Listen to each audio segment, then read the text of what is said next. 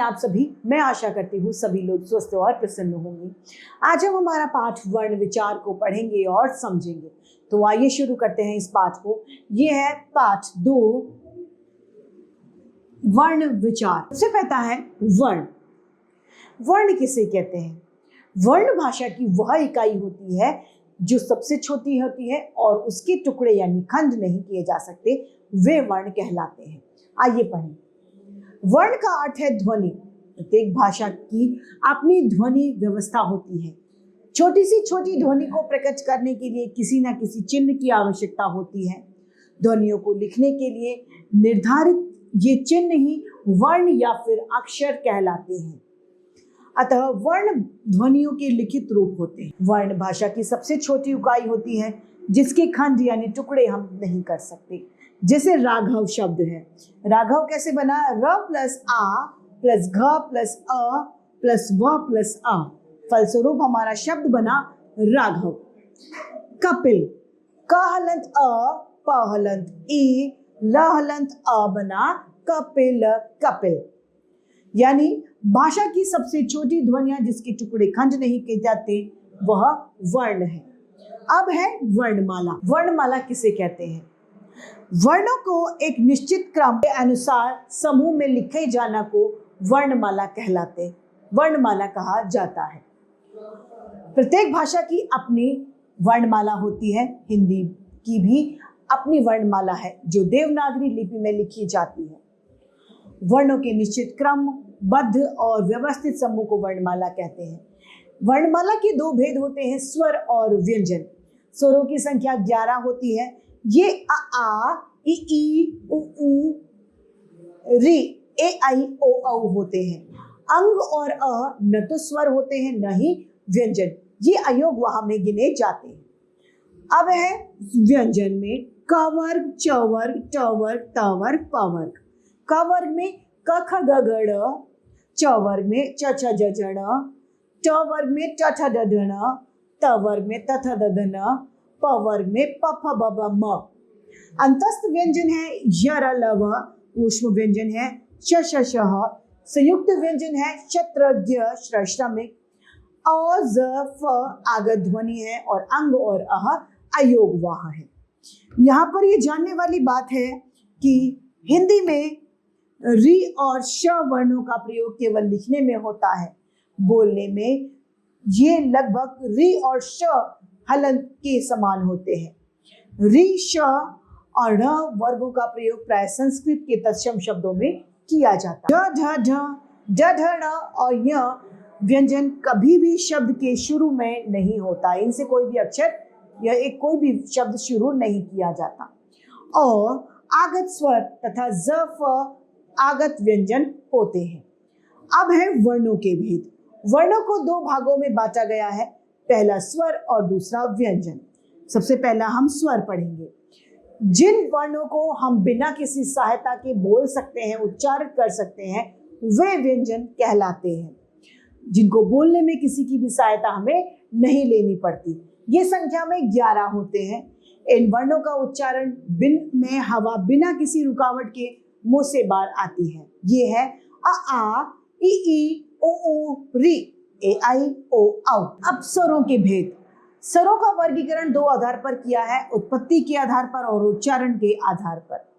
व्युत्पत्ति के आधार पर मूल स्वर। मूल स्वर वे स्वर जिसकी रचना किसी अन्य स्वर की सहायता से नहीं होती, वे मूल स्वर कहलाते हैं। जैसे कि ई उ री, ये 4 मूल स्वर होते हैं। संधि यानी संधि स्वर वे स्वर जिनके निर्माण में किसी अन्य स्वर को अपने ही रूप की सहायता ली जाती है, वे संधि स्वर कहलाते हैं। जैसे हिंदी में आ ई उ ए आई ओ औ, ये सातों क्या है? संधि स्वर है। अब उच्चारण में लगने वाले समय के आधार पर स्वरों के 3 भेद होते हैं। पहला ह्रस्व स्वर, दीर्घ स्वर तथा प्लुप्त स्वर। ह्रस्व स्वर वो है जिनको बोलने में कम समय लगता है, जिनका स्वर ज्यादा लंबा नहीं खींचा जाता, जिनको हम जल्दी से बोल लेते हैं। वो कौन कौन से स्वर हैं? अ ई उ री, ये 4 ह्रस्व स्वर होते हैं। दूसरा है हमारा दीर्घ स्वर। दीर्घ स्वर वे स्वर होते हैं जिनके उच्चारण यानी बोलने में ह्रस्व स्वर से डबल समय लगता है, यानी 2 गुना समय लगता है, वे ह्रस्व स्वर कहलाते हैं। जैसे कि आ, ई, री, आ, ई, ऊ, ए, आई, ओ, औ, ये 7 दीर्घ स्वर होते हैं। अब है प्लुप्त स्वर। जिन स्वरों के उच्चारण में ह्रस्व स्वर से भी ज्यादा यानी तिगुना समय लगता है वे प्लुप्त स्वर कहलाते हैं। जैसे कि ओम, ओम प्लुप्त स्वर का उदाहरण है। अगला है व्यंजन। जिन वर्गों का उच्चारण बिना किसी स्वर की सहायता के नहीं किया जा सकता वे व्यंजन कहलाते हैं। हिंदी वर्णमाला में व्यंजनों की संख्या 33 यानी 33 होती है। व्यंजनों के भेद 3 आधार पर है। पहला, उच्चारण स्थान के आधार पर, प्राणवायु की मात्रा के आधार पर और स्वतंत्रता के कंपन के आधार पर। पहला है उच्चारण के आधार पर स्वरों के 3 भेद। इसमें पहला है स्पर्श व्यंजन। स्पर्श व्यंजन का अर्थ होता है छूना। जब हम उच्चारण करते हैं या बोलते हैं तो हमारे मुख से अलग अलग भागों को जीभ द्वारा स्पर्श किया जाता है, उन्हें ही स्पर्श व्यंजन कहते हैं। ये क वर्ग से प वर्ग यानी क ख ग घ ड़ च छ ज ज ण ट ठ ड ढ न त थ द द न प फ ब भ म, ये सभी स्पर्श व्यंजन होते हैं। इनकी संख्या 25 यानी 25 होती है। अब आता है अंतस्थ व्यंजन। अंतस्थ का अर्थ है बीच में स्थित। जिन वर्णों का उच्चारण स्वर्ण और व्यंजन के बीच होता है उन्हें अंतस्थ व्यंजन कहा जाता है। ये य र ल व है जो अंतस्थ व्यंजन कहलाते हैं। अंतस्थ व्यंजनों को अर्ध स्वर के नाम से भी जाना जाता है। यह है ऊष्म व्यंजन। ये व्यंजन, ऊष्म का अर्थ होता है गर्म। जिन व्यंजनों का उच्चारण करते समय वायु मुख से रगड़ी जाती है उसे कुछ ऊष्मा बाहर आती है, उसे ऊष्म व्यंजन कहा जाता है। इस ऊष्म व्यंजन की संख्या 4 होती है। श्वास की मात्रा के आधार पर व्यंजनों को 2 भागों में बांटा है, अल्प प्राण तथा महाप्राण। अल्प प्राण, जिन व्यंजनों के उच्चारण में श्वास की मात्रा अल्प यानी कम होती है उन्हें अल्प प्राण कहते हैं। जैसे क, ग, ड़, च, च, न, आ, म आदि। वर्णमाला के प्रत्येक वर्ग का पहला और तीसरा तथा 5वां वर्ण अल्प प्राण होता है। अंतस्थ व्यंजन य, र, ल, व भी अल्प प्राण ही है। महाप्राण, जिन व्यंजनों के उच्चारण में श्वास की मात्रा अपेक्षाकृत ज्यादा होती है उन्हें महाप्राण कहते हैं। जैसे ख, ग, झ, ण, छ, थ, ध, भ आदि। वर्णमाला के प्रत्येक वर्ग का दूसरा और चौथा व्यंजन महाप्राण होता है। ऊष्म व्यंजन श, श, श भी सभी महाप्राण होते हैं। अब स्वतंत्री के कंपन के आधार पर स्वरों के 2 भेद होते हैं। पहला अघोष और दूसरा सघोष। जिन वर्णों का उच्चारण में स्वतंत्रियों में कंपन नहीं होता उन्हें अघोष कहते हैं। जैसे कि क, ख, च, छ, ट, ड, त, थ, प, फ आदि। प्रत्येक वर्ग का पहला और दूसरा वर्ण अघोष होता है। ऊष्म व्यंजन में श, श, श, ह अघोष वर्ण होते हैं। अब है संयुक्त व्यंजन। वे व्यंजन जो दो व्यंजनों के मेल से बनकर बनते हैं वे संयुक्त व्यंजन कहलाते हैं। जैसे क हलंत प्लस श मिला श, त हलंत और र मिलकर बना त्र, ज हलंत और य बनकर बना ज्ञ और श हलंत और र बनकर बना श। उदाहरण के लिए श का उदाहरण है कक्षा, त्र का उदाहरण पत्र, ज्ञ का उदाहरण ज्ञान और श का उदाहरण श्रम। अब है द्वित्व व्यंजन। द्वित्व का अर्थ होता है दोहरा या 2 बार। जब स्वर रहित व्यंजन अपने ही दूसरे स्वर से व्यंजन से मिलते हैं तो वे द्वित्व व्यंजन कहलाते हैं। जैसे क हलंत और क मिलकर बना कक, च हलंत और च मिलकर बना चच, ट हलंत और ट मिलकर बना टट, म हलंत और म बन के बिना मम। यहाँ पर ये जानने वाली बात है कि वर्णमाला में कुछ व्यंजनों के आखिर में खड़ी रेखा होती है, इसे पाई कहते हैं। ऐसे वर्णों को संयुक्त करने के लिए पाई हटा दी जाती है और पाई हटा दी जाती है। जैसे ज्योति, तो ज्योति आधा हो गया। वर्णमाला में क और फ ऐसे व्यंजन हैं जिनमें पाई बीच में आती है। इन व्यंजनों को दूसरे व्यंजनों से जोड़ते समय पाई के बाद लटकती टेढ़ी रेखा को सीधा और छोटा खींचा जाता है, जैसे क्यारी, क्यारी, पप्त, दफ्तर आदि। जिन व्यंजनों में पाई नहीं होती, जो गोल होते हैं, पहले उन्हें संयुक्त करते हैं और नीचे लिखा जाता है, जैसे कि ड प्लस ह बना डड, ट प्लस ट बना ट। परंतु आजकल इन्हें हलंत लगाकर इस प्रकार से लिखा जाता है, जैसे उड्डयन और खट्टा आदि। आगत वर्ण हिंदी में कुछ ध्वनियां भाषाओं से ली जाती हैं। ऐसी ध्वनियों को आगत वर्ण या आगत ध्वनियां कहते हैं। ये दो प्रकार की होती हैं, अंग्रेजी की ध्वनियां जैसे अ, और अरबी फारसी की ध्वनियां जो कि ज और फ हैं। अ का उदाहरण है कॉलेज, बॉल, हॉस्पिटल आदि। और अरबी भाषा का उदाहरण है सजा, कागज, जिंदगी आदि। भाषा की शुद्धता और क्षमता बढ़ाने के लिए आगत वर्णों का प्रयोग किया जाता है, जैसे सजा यानी दंड, सजा यानी सजावट। इन दोनों में अंतर होता है।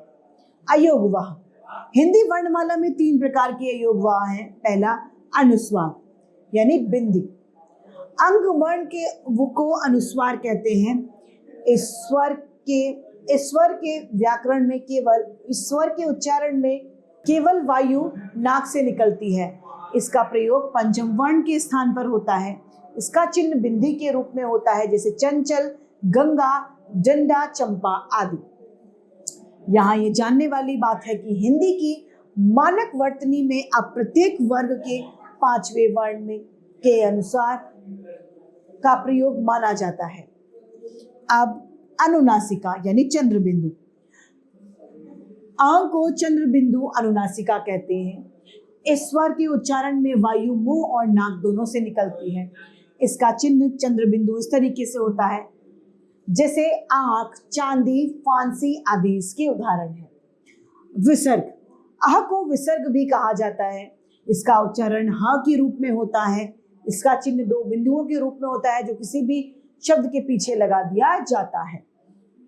विसर्ग के प्रयोग से ह की ध्वनि निकलती है, जैसे प्रातः आदि इसके उदाहरण है।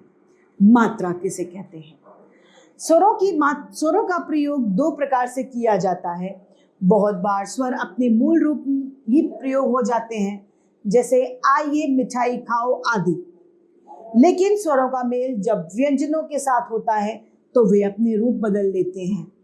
स्वर के इस बदले हुए रूप को ही मात्रा कहा जाता है, जैसे कि क प्लस आ प्लस म शब्द बना काम, काम।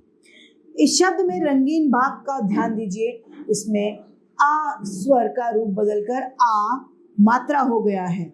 इसे ही आ की मात्रा कहा जाता है। स्वरों को व्यंजनों के साथ मिलकर लिखते समय उनका बदला हुआ रूप मात्रा कहलाती है। स्वर की मात्राएं, हिंदी वर्णमाला में सभी स्वरों की अपनी अपनी मात्रा होती है, लेकिन अवर्ण की कोई भी मात्रा नहीं होती। यहाँ पर स्वर मात्रा और उदाहरण दिए गए हैं। अ का कोई मात्रा नहीं होती तो अ का कब इसका उदाहरण है। आ की मात्रा इस तरीके से व्यंजन के पीछे लगाती है। काला, नाला, सादा आदि इसके उदाहरण है। ई की मात्रा इस तरीके से किसी व्यंजन के आगे लगाई जाती है।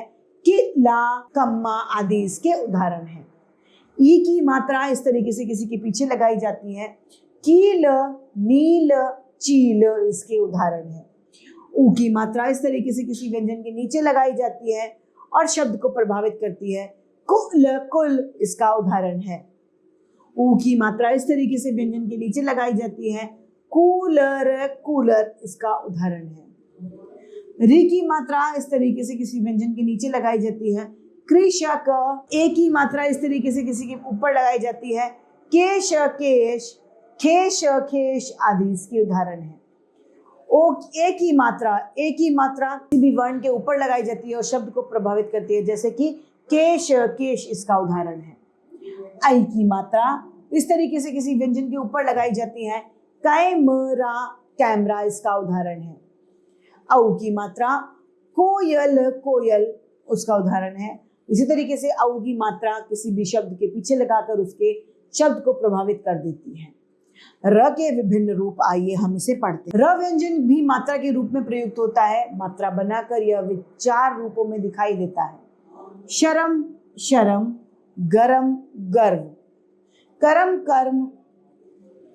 दूसरा है यदि र का पहला व्यंजन स्वर रहित हो, स्वर के बिना हो, तो र उसके नीचे तिरछी रेखा के रूप में लगाया जाता है, जैसे ग्रहम, ग्रह, भरम, ब्रह्म, करम, क्रम आदि इसके उदाहरण हैं।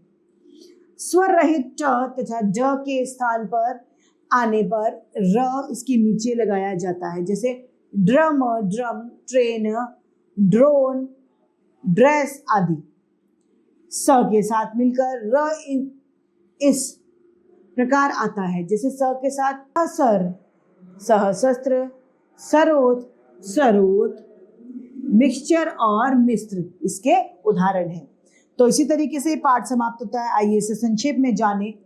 ध्वनि के लिखित रूप को ही वर्ण कहा जाता है। लिखित वर्ण ही भाषा की सबसे छोटी इकाई होती है। वर्णों के व्यवस्थित समूह को वर्णमाला कहा जाता है। वर्णों के दो भेद होते हैं, स्वर और व्यंजन।